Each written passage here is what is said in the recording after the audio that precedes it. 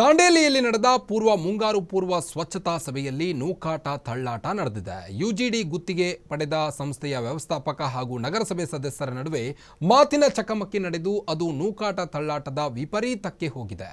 ಪೌರಾಯುಕ್ತ ವಿವೇಕ ಬಣ್ಣೆ ಹಾಗೂ ನಗರಸಭೆ ಅಧ್ಯಕ್ಷ ಅಸ್ಫಾಕ್ ಶೇಖ್ ನೇತೃತ್ವದಲ್ಲಿ ನಡೆದ ಮುಂಗಾರು ಪೂರ್ವ ಸ್ವಚ್ಛತಾ ಸಭೆ ಕರೆಯಲಾಗಿತ್ತು. ದಾಂಡೇಲಿ ನಗರಸಭೆಯ ಸಭಾಂಗಣದಲ್ಲಿ ನಡೆದ ಅಧಿಕಾರಿಗಳ ಹಾಗೂ ನಗರಸಭೆ ಸದಸ್ಯರ ಸಭೆ ನಡೆದಿತ್ತು.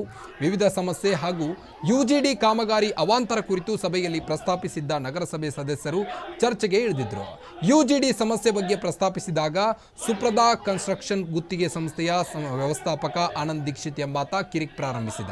ನಗರಸಭೆ ಸದಸ್ಯನನ್ನೇ ನನ್ನ ಹೇಳೋಕೆ ನೀನು ಯಾರು ಎಂದು ಪ್ರಶ್ನಿಸಿದ್ದ. ಗುತ್ತಿಗೆ ಸಂಸ್ಥೆಯ ವ್ಯವಸ್ಥಾಪಕ ಪ್ರಶ್ನಿಸಿದ್ದಕ್ಕೆ ಈ ತಳ್ಳಾಟ ನೂಕಾಟ ನಡೆದಿದೆ.